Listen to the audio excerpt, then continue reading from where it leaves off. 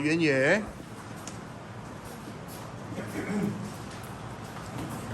Right, I think this is pretty straightforward. So if you are able to give me the choral responses, can you please do so? Let's go straight from the top of the summary concept map. This will be your revision resource for separation techniques. Okay? So if you do it properly, your whole separation techniques chapter, the concept wise, is actually summarized on just one page. And as it is, you know that it is not new to you. Okay, the whole idea of separation techniques is not new to you. So can anyone tell me for sand and water, what kind of mixture is this? What kind of mixture is it? Solid dash liquid. Okay, so if it's correct, you can just leave it. If it's wrong, you might want to correct it with a green pen. Okay, because this is your own copy. Now, so in order to separate sand and water, very simple, what technique do we use? Filtration. Okay? I only have one concern, and that is your spelling for filtration. It is not filtration, it is filtration.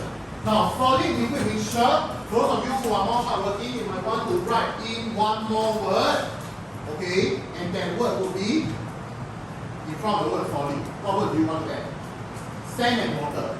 Sand is a insoluble. Good. Okay? Now, over here, we have sand and sodium chloride. Okay, sand and sodium chloride is two types of solids.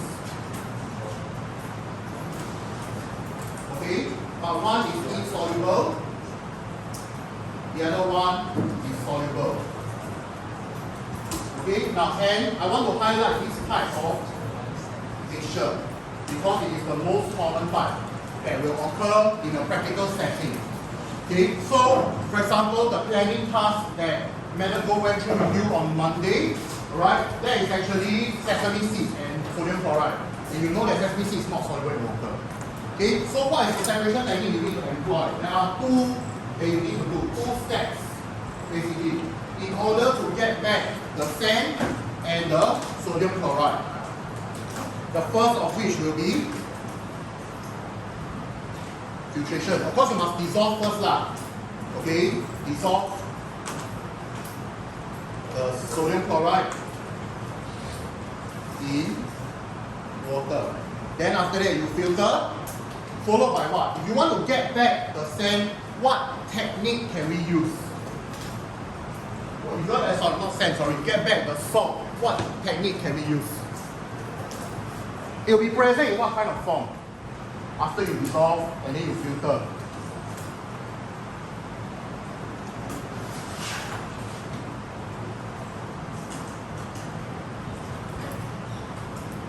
It will be present in what kind of form? Sorry? Solution form. So how are you going to get back the salt after the solution? Either crystallization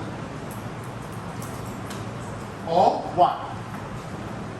In this case, if I tell you salt is thermally stable, what method would you possibly also use? What method will you also possibly use? Other than crystallization to get back the salt? Evaporation to dryness.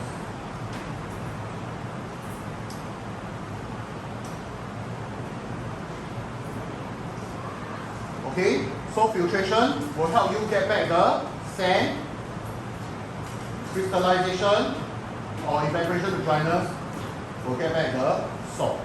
Okay, now next, sodium chloride and water. This is a soluble liquid, soluble solid with a liquid mixture.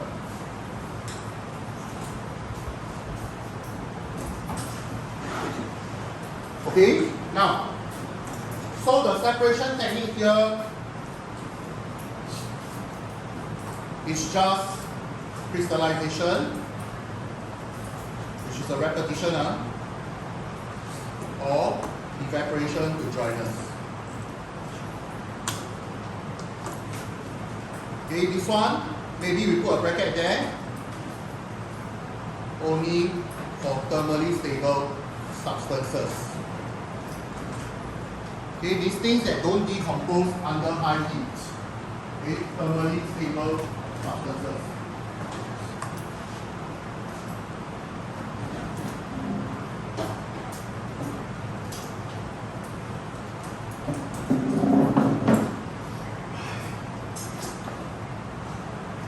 Okay, next. Sugar and water. Is it the same as salt? Another soluble solid. Inside is solvent. Now this time around for this separation technique, to get water, if I were to give you the information that sugar is not thermally stable, what method will you use to separate sugar and water? Come on, GBN together. Loud and clear. Crystallization.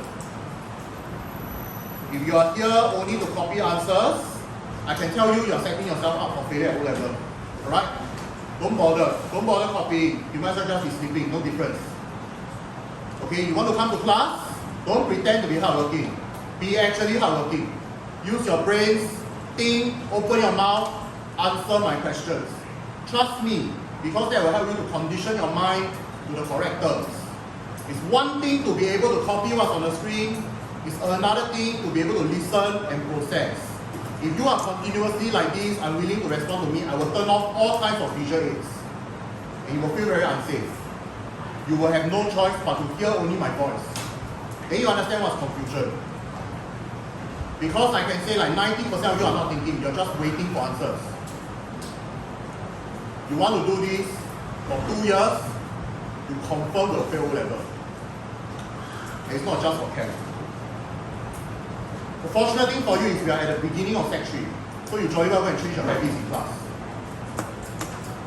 Ethanol and water. Type of mixture. What would you consider this? 2 words can settle this. And the first word starts with M. Loud and clear?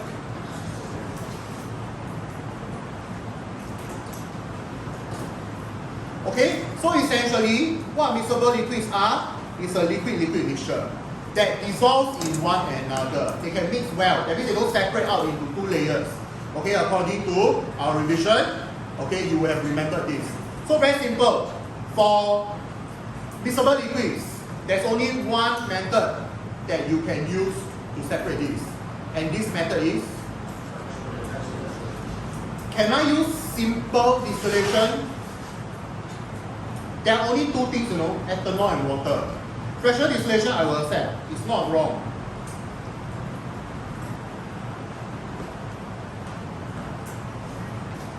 Can I use simple distillation? See, there are only 2 components. Now, what is the fundamental principle of fractional distillation? Separating substances based on difference in boiling point. Those of you who need to remember this, write this down. Okay, the idea of distillation, difference in boiling point. That's the separation principle. So, considering the fact that ethanol, okay, in this case, ethanol has a boiling point of 78 degrees, water has a boiling point of 100 degrees. They have separate boiling points, relatively different. Can I use, other than fractional distillation, can I also use simple distillation? Because only 2 compounds. One comes out, the other one is left behind.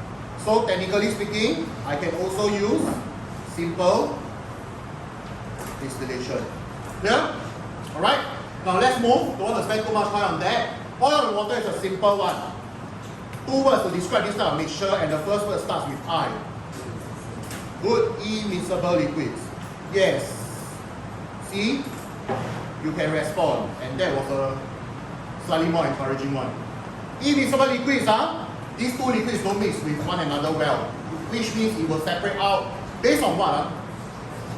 Very good, okay? It will separate out based on density, and the substance with the lower density will be on top or below. On top. Okay, so when I go to the swimming pool and I do nothing, I will float. very well. Some of you will not float very well because I have a very large fat content. So the fat will cause me to float upwards, and then it will be my tummy bobbing up and down at the surface of the water. I tried this many times already. It works. Separation technique you will use, very simple. Separating funnel. This is the most brainless separation technique. Okay, last one on the right. Inconsisting of many water-soluble dyes. What type of mixture would you consider this to be? If you were to give it a general name, what would you call it?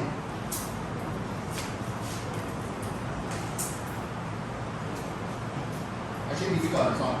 Dyes are originally powder form. Okay, so mixture of different soluble solids. Okay, different soluble solids. But the thing about these different soluble solids is that in the same solvent, they have different solubilities.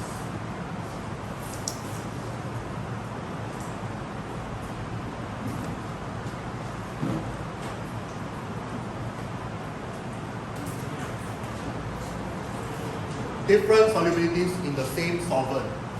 Harry, can you see the screen?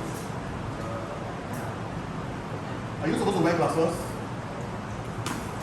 Or you want to see a Yuan as a chair? Don't want. For once, you can feel how it's like to be a captain. Yes! Down there, I think down there you can see the screen better.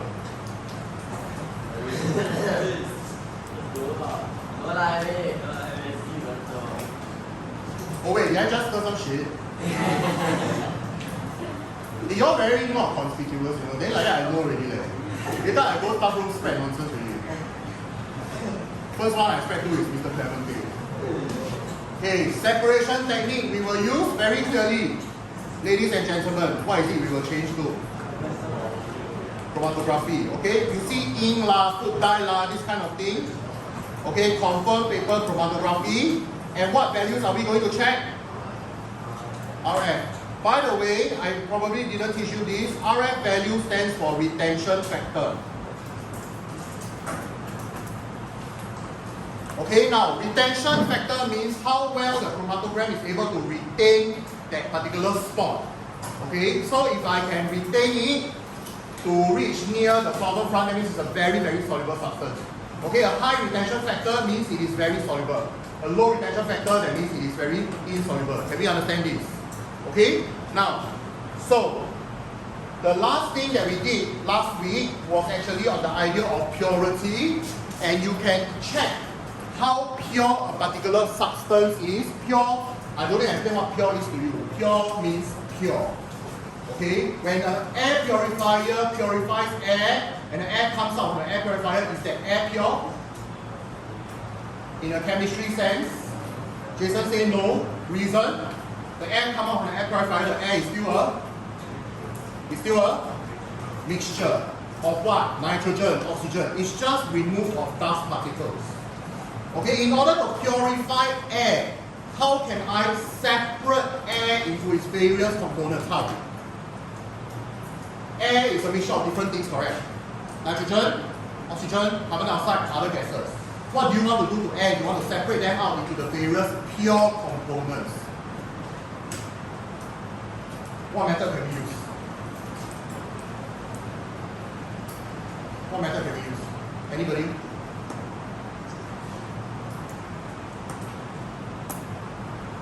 Eden?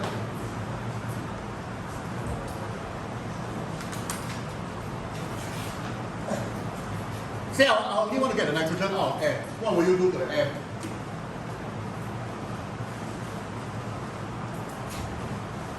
It's one of the methods stated here.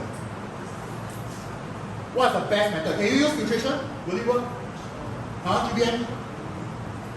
No, right? Obviously. Can you use chromatography to separate air? Yes, it's fractional distillation. But how do you fractionally distill air? Make it liquid first. Okay, very good. Thank you, Peter. How do you make it liquid? Cool it down. Okay, excellent. Can you remember? You all understand what I mean? Cool the air into a liquid. Okay, then after that you boil it again inside a fractional distillation setup. That's how you separate the various components of air. Okay? Now, so we come back to the purity idea. Okay, the concept of purity is an important one. What can you do to check the purity of substances? You can check the melting and boiling points. Okay, pure substances have 3pm. What is the F word here? Okay, very important. Fixed melting and boiling points. Fixed means what? Fixed means fixed. Fixed means one value. You understand? I don't want to understand other words. I don't want constant, okay, uniform, no, fixed. Fixed melting and boiling points. What substances may melt or boil over a range of temperatures? Over a range of temperatures, the answer here is impure. How do impurities affect the melting and boiling point? Oh, so simple. What happens to the melting point?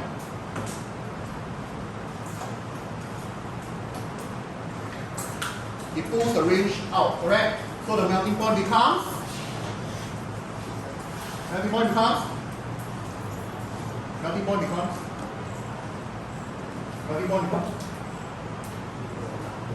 Did you all do HBL last week? I never taught this in class, I taught this during HBL. You all watch the video or not? It's like 20 minutes only, right? I covered this. So, melting point becomes lower. The boiling point becomes higher. So, I used the example in the video of water. It melts at 0, boils at 100. If I have pure water, ice, instead of pure water, hot at 0 degrees, the ice will melt. Okay? Hot at 100 degrees, the water will boil. Now, if I add some salt inside, they hit off the table. If I add some salt inside, okay, what will happen is that the melting point will now be depressed down to a range. Okay, and the boiling point will be compressed upwards to become a range as well. Clear? Any questions concerning this? Don't have,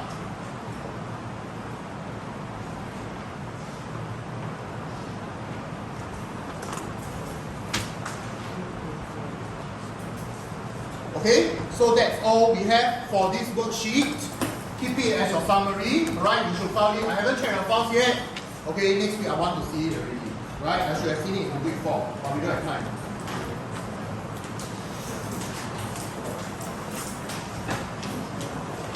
Alright. Can I check with you? Did you bring the draft paper that Madam Go asked you to write a procedure on Monday? Have you all done it already?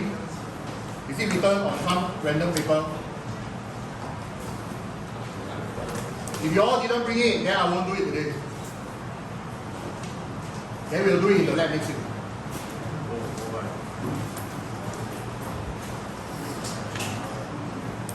Okay, if don't have, never mind. Today we'll carry on with the assignment. So let's take a look at the assignment.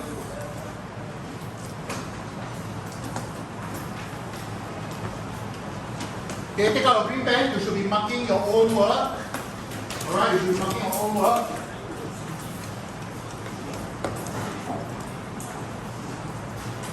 Now, you will come to realize that the mean is quite true, right? What you teach in class is like very easy. Then when I ask you to do questions, it becomes very difficult.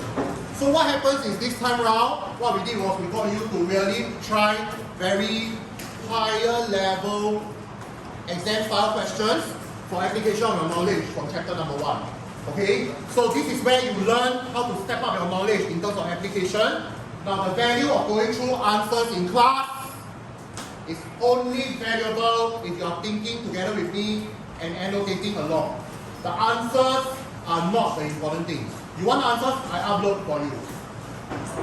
Okay? I really hate it when you are fixated on copying the answers, believing with all your heart that you are going to take a second look at it. Come on, don't bluff yourself. You're not going to take a second look at it. Okay? At least most of you will not. So, what do I expect from going through questions in class? We are at the beginning of section 3. I will let you go for this chapter. Subsequently, you are going to give me the answer in a confident manner. You're going to present to the class.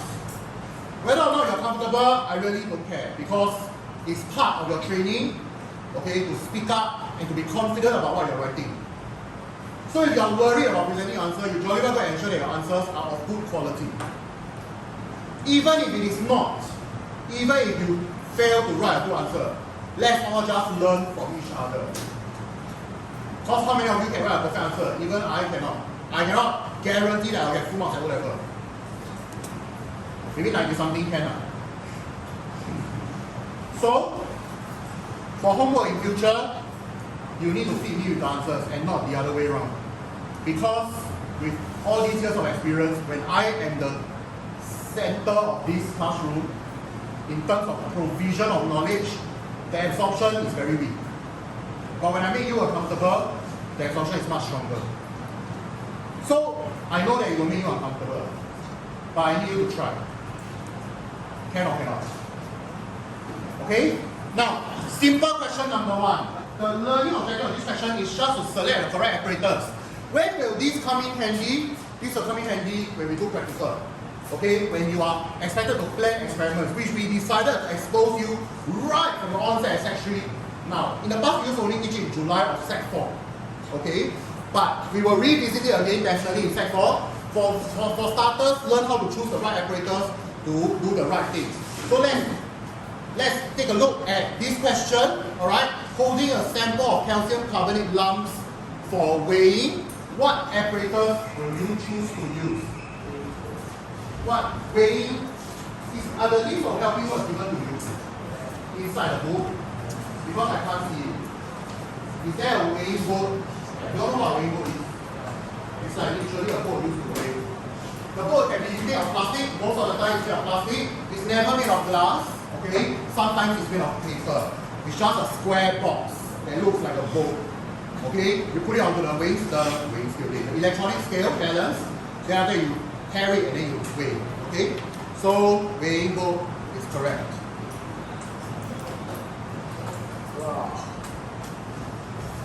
Change color. Okay, put a thing up. Yeah, I got it right already. Pretty too long. Measuring 25.00 cm cube of hydrochloric acid accurately, your answer. Loud and clear. Burette. Okay? Burette spelling, please don't bimbo. Yes. Double T-E. Single R, no I inside. Okay? No I inside. Next. Adding exactly 22.5 cm of water into a sample of solid copper 2 sulfate. 22.50 exactly. Your answer? A? I skip C. D is also correct, correct? Yeah. What about C? Collecting 20 cm of ammonium gas. Gas collection. Gas range. Can. What is one word that you can add in front of gas range? Make this name more atas. Gas range. What? I introduce this to you. What's the word we add inside? Yeah, describe the lines. Loud and clear. Graduated. Good. Okay? Graduated gas range. 已经毕业的 gas range. Yeah. The graduation is the name for the lines that allow you to measure. Alright, now adding exactly 25 blah blah blah, determining the purity of a liquid. Oh. Simple apparatus. What are you going to use? We just discussed this. Determine the purity, you use a thermometer. Okay, can I ask you to recall what is the range of a lab thermometer that you use in modern days? Lowest temperature you can measure will be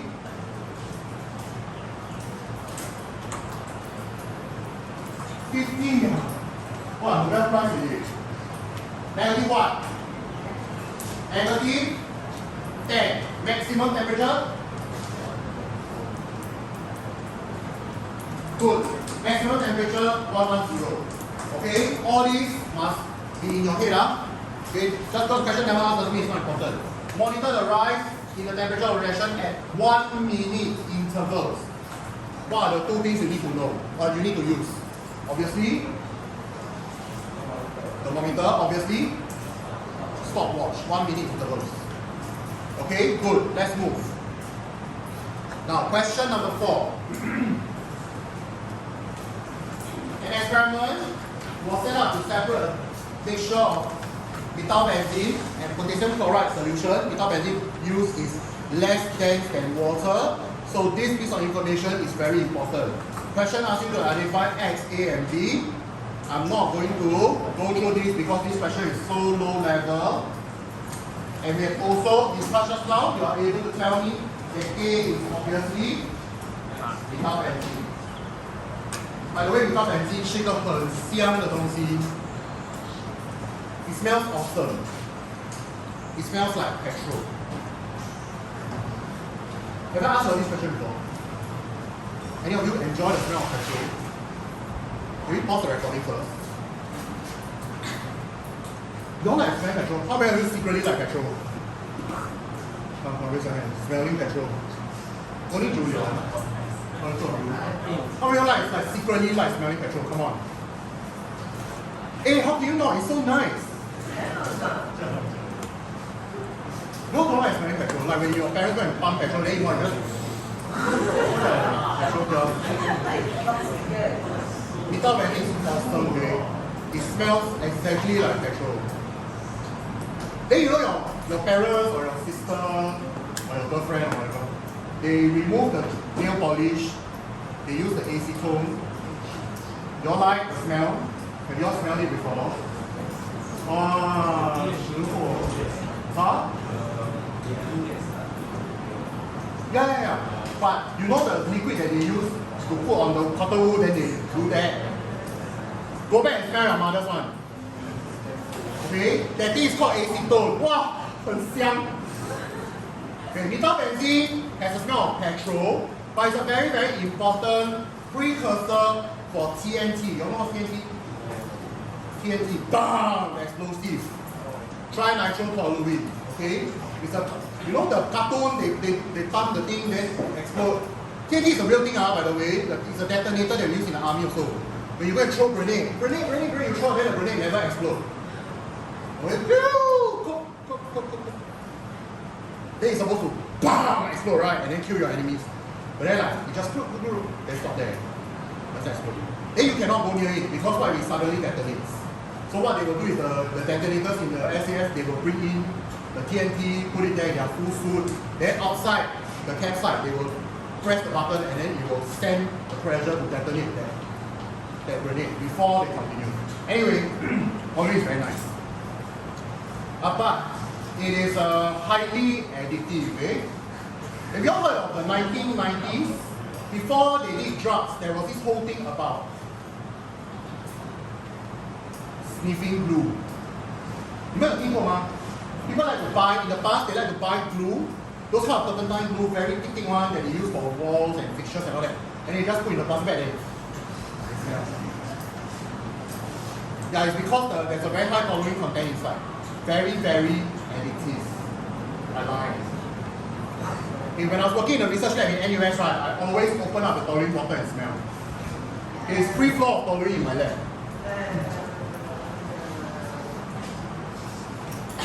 That's it, I'm not going to share this. Next layer would definitely be the potassium chloride solution. You might want to start learning how to write symbols. Potassium chloride is KCl. Okay, KCl solution. Now, I digress so much. Okay, student wanted to separate a mixture containing propanol dissolved in water. Propanol is less dense than water, and the above setup can be used to separate a mixture of propanol and water. This is a difficult question for you. What do you think the question is trying to test you on? Whether, yes, whether propanol and water are miscible. Okay? So are they miscible? How do you know that they are miscible? How do you know that they are miscible?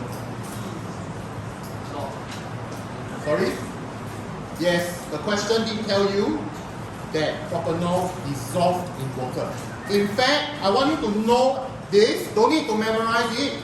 Propanol, you see the name behind? Propanol with an O behind. Okay, it comes from a family of compounds called the alcohols. The alcohols that Jin Xiang drinks every night is called ethanol.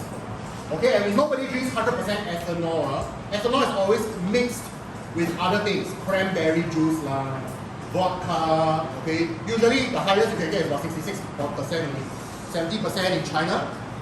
Alright, those are ethanol. Ethanol also comes from the same family of compounds called alcohol. Cholesterol also comes from the same family of compounds called alcohol. Clear? Okay, so all alcohols. Okay, wrong chemistry. Many alcohols are soluble in water. They are miscible liquids with water. So question, can I still use a separating funnel to separate propanol and water? No. Okay, is the student correct? Can I ask you to take note of this question? Alright, because this is what we call a higher order thinking question with a judgment to be made.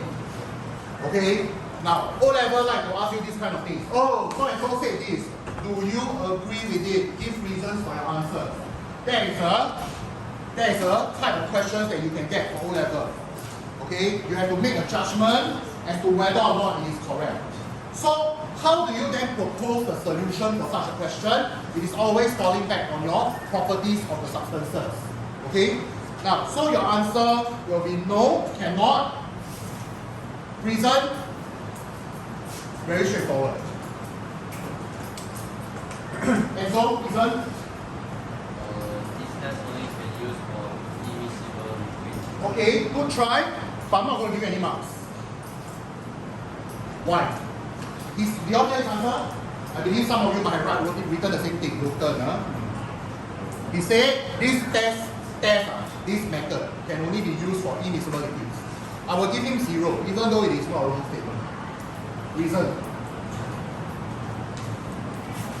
It is not answering the question. So I'm asking you, can this method be used to separate this mixture? You say no. It can only be used to separate another mixture. Are you answering this question? Well enough. What you should have told me is, no, it cannot be used to separate this mixture because this mixture is a mixture of miscible liquids. Do you all understand the answering technique? Do you understand what I'm trying to say? Okay? Now, we learn more than just the content for this question. What I want you to pick up is the answering technique. Many people will fail at answering technique. You study until very hard, also useless. I'm asking you, can you this method for mixture A? Okay? Enzo's answer, thank you Enzo for letting us use the answer as a learning point. Enzo's answer was no. It can only be used for mixture B. You say, because it's immiscible. Are you answering the question? Are you answering the question? With this green color answer? No, right? You're not getting to the point because you're supposed to show me understanding about mixture A. Yes or no? So how do I answer this question? No, because it's a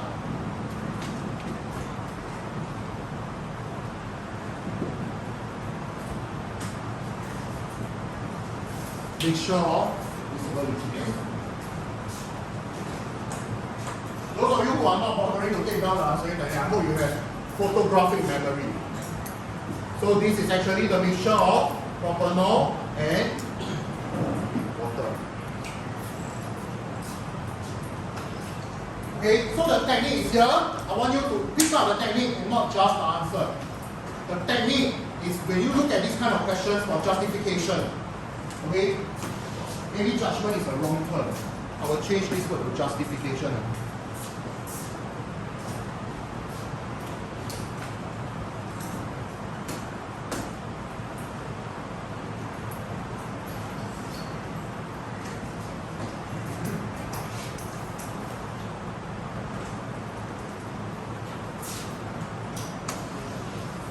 Okay, higher order thinking question with justification to be made. Yes or no, based on your knowledge.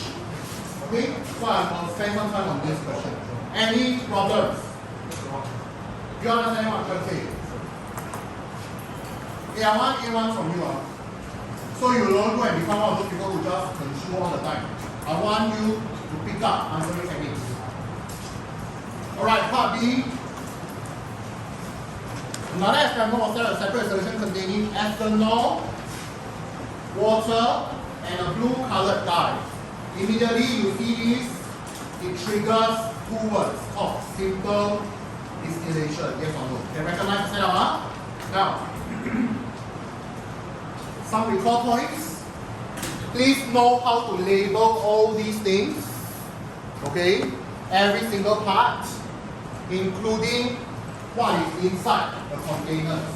Question I ask you, generally what do I call this substance? Okay, good. Alright, now draw arrows on the diagram to show the water in and out. You should have no problem showing this. Lower side and learned it before. Always water flowing in the opposite direction as the substance inside that is cooling down. Okay? Now explain the direction of water flowing in the condenser. Okay, this is works easily. How many marks? Can you tell me? Is it written on the notes or on the one mark? Did you do 1 mark? 2 marks. Okay. So what will you do to get the 2 marks?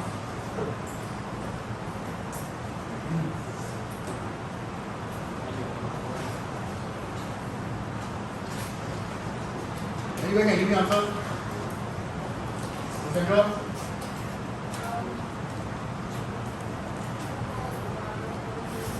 I can't hear you.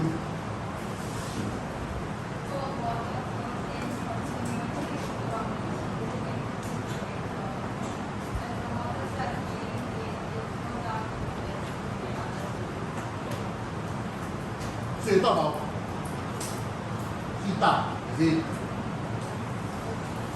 Opposite direction.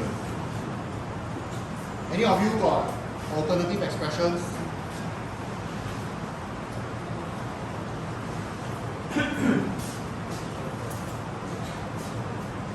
Anybody got alternative expressions?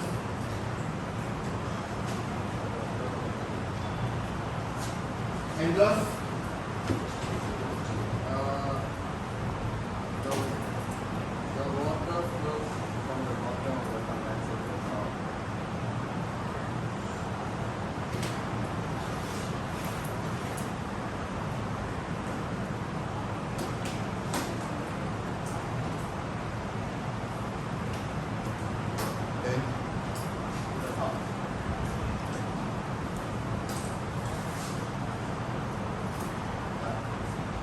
explain.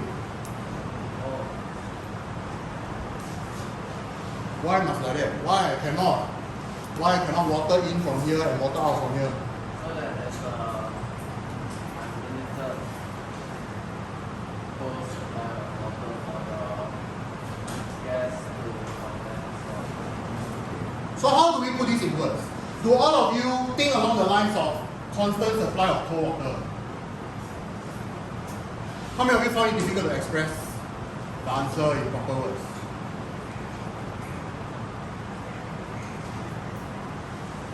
So the rest got no problem lah.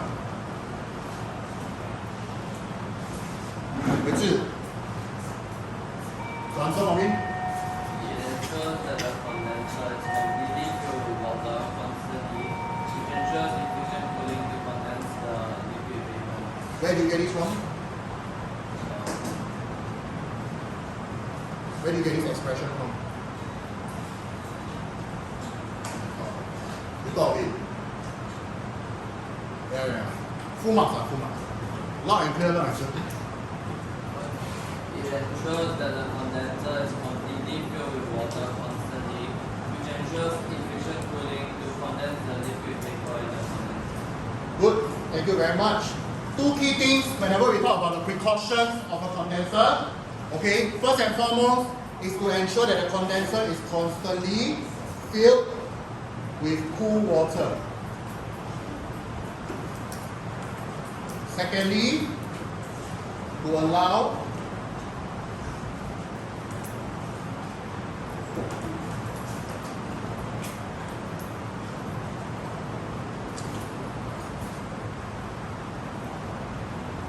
efficient cooling and condensation of the vapor. So first you need the whole water jacket to be filled up.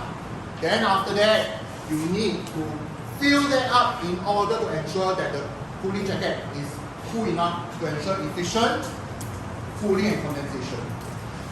Okay, that's the aim of the condenser. It does its job in this way. Okay, so in a research lab, okay, we waste a lot of water using a condenser because I will put a pipe in literally from one tap, and then at the top it will be another pipe that goes into the second sink. And then the water just keeps flowing. Okay, for how many hours? For my experiment that I did in my uni year 4 for research, 16 hours experiment. The water just keeps flowing for 16 hours. Okay, that's why research is very, very, very expensive. Okay, I cannot use an ice bath to circulate the water because eventually the water will all heat up in an ice bath. So I have to let it be fresh water flow. Okay, sometimes even I have to extract the water from a fridge that comes out from the fridge so that it's really cold water. Okay, depending on the temperature of the setup. Alright? But that's the idea. Okay? You will not get to use the condenser in secondary school, unfortunately. Not in JC either. So for those of you who don't do Chem after O level, don't do Chem after O level. Okay? Then you will have no opportunity to use a condenser. But if you're interested, you can go and Google lah. Okay, it's a very nice apparatus, very cute one, round one. Long and round. Okay. Why are you laughing? Everything so laugh, huh? Alright. Now, last question before we call it a day. Suggest a modification to the setup to obtain purer samples of separated substances. Very, very, very simple. I have 3 components inside, yes or no? Propanol, water, and the last one, last one, a blue dye, yes? So what will you do to ensure that the separation is even purer than just this setup? Because you have 3 things inside. What will you do? Sorry?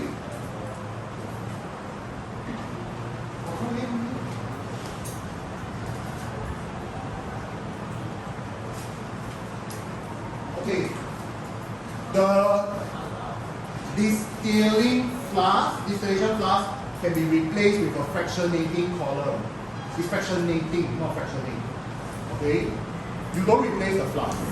You keep the flask, you add a fractionating column. Okay? So the idea here is to look back at the diagram. Instead of just connecting the thermometer here, okay, I will just add in the fractionating column, which has an outlet. Okay, then I put the thermometer at the top instead. And then I shift this whole thing upwards. This part here,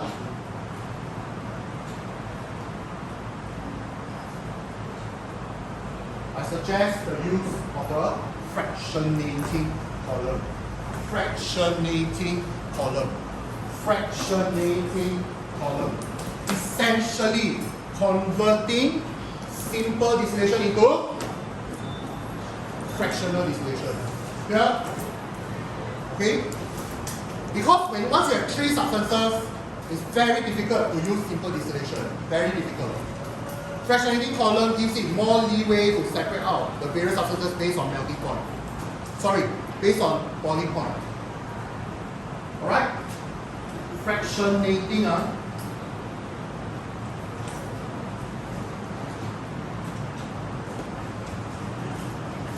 Okay? Let's try again. Alright? It's been quite a long one already. You can help me stop.